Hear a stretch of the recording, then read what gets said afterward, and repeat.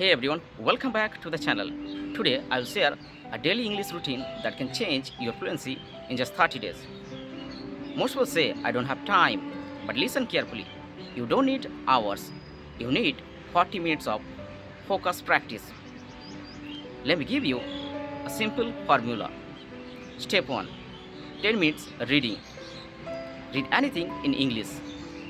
A short story, a news article, or even captions. Read aloud.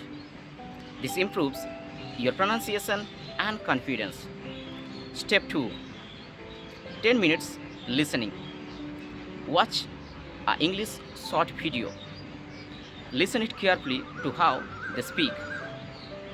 Notice the tone, speed, and confidence. Step 3. 10 minutes speaking. Speak on the same topic. Don't copy, use your own words.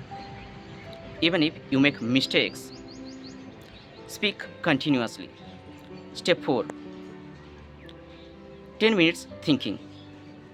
Close your eyes and think in English.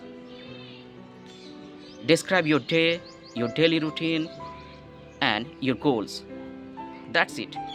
Only 40 minutes.